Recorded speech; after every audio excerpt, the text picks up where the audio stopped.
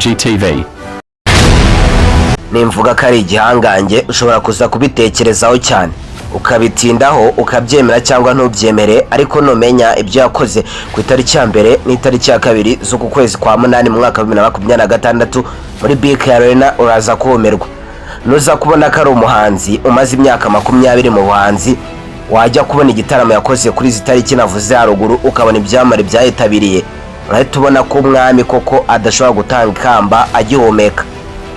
Muri iki kiganiro tugiye kugaruka ku buzima bwe, amateka ye, aho yize, indirimbo yakoze, album yagiye akora, ibigwi bye ndetse n'ubuhangange bwe muri no myaka 20 cyane cyane amaze ari umuhanzi muri no muziki nyarwanda. Nuza kumwumva uri buze kwisanga utamujyanye n'abandi bahanzi umenyereye ko ari ibyamamare hano mu Rwanda nka Bruce Melody, The Ben n'abandi bose bagiye bakanyuzaho, kuko ubigaragara ko ari we mwami mukuru ndetse akaba n'umwami w'urukundo. Gwa ikaze ni mu kanya gato. Ikintu kindi ku mutima cya mbere nishima abakunzi banjye babitabiriye bakaza kunshyigikira muri minsi y'imyaka 20, ntabwo ari ibintu byoroshye kubona abantu minsi 2. Mbere yuko tugaruka ku mateka ye n'ubuzima bwe bwite, banze urebe hano ibyamamare byitabiriye igitaramo cye. Bruce Melody icyo cyamamare cya mbere cyagaragaye muri BK Arena, ubona ko yanahimbawe kandi anabyina nk'uko ubibona ku mashusho. Icyamamare cya kabiri ni Miss Muheto Nshuti Divine wabaye nyampinga w'u Rwanda 2022. Numubona no muri ano mashusho nawe urabona ko yari yahimbawe aririmba imwe mu ndirimbo y'urukundo ya King James. Ikindi cyamamare cyitabiriye urabona ko ari nyampinga w'u Rwanda mwaka w'2020 Naomi Nishimwe, uramubona ko nawe yari yishimye anezerewe muri VIP. Ikindi cyamamare uri kubona Rocky Kimomo ndetse n'itsinda rye bakorana mu gasobanuye. Hari kandi n'ibindi byamamare nka Riderman, abayobozi ba 155 AM, urabonamo kandi Intore Masamba, ukongera ukabonamo Miss Muyango ari nawe ayoboye iki gitaramo. Ntitwakwibagirwa kandi Nyambo Jessica umaze iminsi akoze ubukwe ndetse n'umugabo we uzwi ku mazina ya Richard. Ngabo nabo urabona ko bari banezerewe cyane muri iki gitaramo. Twakwibagirwa kandi Butera Knowless wagaragaye yaje kumushyigikira hamwe n'umugabo we Ishimwe Kirema wanagaragaye ku bucuranzi bwa zimwe mu ndirimbo. Ntitwabura kandi kugaragaza bimwe mu byamamare tutagarutseho nka Coach Gael, Umuherwe ndetse n'umujijita Franga umaze kwamamara mu gihugu.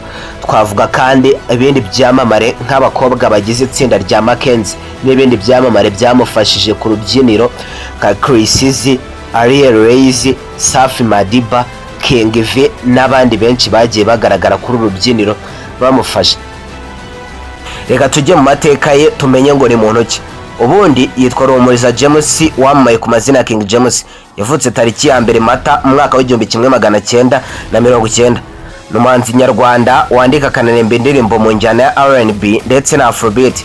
King James azwi cyane mu kuririmba indirimbo z'urukundo n'iz'isanamitima, aho n'izindi njyana nka zouk na pop atabura kuzigahangamo cyangwa se kuzigaragaramo. King James ni mwene Consolatia Kazizi ndetse na Isaac muri hano nk'ababyeyi be. King James wavutse mu 1990 akavukira mu bitaro bya CHK mu mujyi wa Kigali, akaba ari umwana wa gatandatu mu bana 7 bavukana, akaba anasengera kandi mu itorero ry'Abadventiste. Ibyo ni bimwe mu byo ukwiye kumenyaho. Yasoje amashuri yisumbuye muri Ecole Api Rugunga kuva mu mwaka wa 2013, yahise akomereza muri kaminuza ya Mount Kenya University mu bijyanye n'itangazamakuru n'itumanaho, ibizwi mu Cyongereza nka Journalism and Mass Communication. King James akiri umwana yari afite inzozi zo kuzaba umukinnyi w'umupira w'amaguru wabigize umwuga. Gusa nyuma uko yagiye akora aza kumva indirimbo z'umuhanzi w'umunyamerika wakoraga injyana ya R&B witwa Brandon Norwood zimutera ishyaka ryo gutangira guhanga no guhimba indirimbo ze bwite, kandi biza kumuhira. King James yatangiye umwuga wo kuririmba muri 2006 ahera ku ndirimbo itarahise yakirwa neza ku rubuga rwa YouTube. Gusa ntiyacika intege, akomeza kwisunga abahanzi bari bamaze kumenyekana abigiraho. Nibwo mu mwaka wa 2009 mo hagati yasohoye indirimbo yise Intinyi imuzamura ku rundi rwego. Mu mpera z'2010 King James yagaragaje kandi agaragara nk'umuhanzi w'icyamamare uyoboye abandi mu njyana ya R&B, aho yari asigaye ahanganye n'abahanzi bakomeye bari icyo gihe nka Tom Cruise, Meddy ndetse na The Ben. King James asa nk'uwagize amahirwe ubwo abahanzi Meddy na The Ben bari bagezweho muri icyo gihe mu mwaka wa 2010 bimukiraga muri Leta Zunze Ubumwe za Amerika, hanyuma asigara nk'aho ari we wenyine usigaye ku isoko ry'abaririmbaga indirimbo z'urukundo, bimuhesha kwamamara cyane. Asinya amasezerano n'inzu itunganya umuziki mu Rwanda yamamaye nka Kina Music, ahita asohora n'umuzingo we wa mbere w'indirimbo bizwi nka album ayita Umugisha kwa 24 Ukuboza 2010. Mu mwaka wakurikiyeho mu Ukuboza 2011 yasohoye ya kabiri ayita Umuvandimwe, aho yariho indirimbo zakunzwe cyane nka Narashize, Birandenga, Ese Warikiniraga n'izindi. Ayikorera igitaramo cyo kuyimurika i Butare muri Kaminuza y'u Rwanda kwa 13 Mutarama 2012. Ku mugoroba wo kuwa 25 z'ukwa 12 King James ku nshuro ya kabiri yongeye kumurika album ye ya gatatu yitwa Nibisanzwe mu mujyi wa Musanze, ahantu hera abatuye muri uwo mujyi. Mu myaka yakurikiyeho King James wari umaze kuba izina ritoroshye mu ruganda rw'umuziki mu Rwanda ndetse n'imahanga, yakomeje gusohora indirimbo zikunzwe. Aha twavuga nka Yantumye, Ndagukunda, Naramukundaga, nazo zabaye indirimbo ziremereye mu gihugu cy'u Rwanda. Muri Kanama 2016 yasohoye indirimbo The Girl Is Mine ari kumwe n'umuhanzi w'icyamamare ukomoka muri Vincent Soka witwa Kevin Rita. King James amaze gushyira hanze imizingo ibizwa nka album nyinshi izirimo Umugisha, Umuvandimwe, Ntibisanzwe, Meze Neza, Ubushobozi, yasohotse kwa 10/2021 ndetse n'izindi, akaba atangaza ko arimo gutegura iya 8 yise Gukora. King James ni umwe mu bahanzi bahiriwe cyane n'urugendo rwe rw'ubuhanzi, kuko uretse gukundwa kw'ibihangano bye kuva mu 2013 King James yabaye wa muhanzi utumirwa no mu bitaramo bikomeye nko gutaramira muri Rwanda Day iya London, Amsterdam, Atlanta, San Francisco, Gent na Bonn niyo mu Bubiligi yabaye mu mwaka wa 2017. Usibye naho akunze kwifashishwa no mu bikorwa bya politike, agataramira n'imbere y'abayobozi bakomeye, anaza imbere mu gihugu hose. King James yageze ijwi rifatika mu mitima y'urubyiruko, yaba abahanzi bato bakizamuka ndetse n'abandi bataba mu ruganda rw'imyidagaduro nka Bandebereho ibizwi nka influencer ndetse n'intangarugero ibizwi nka role model, kubishoboka ko inzozi wihanganye ugashyiramo imbaraga zawe zose uzigeraho.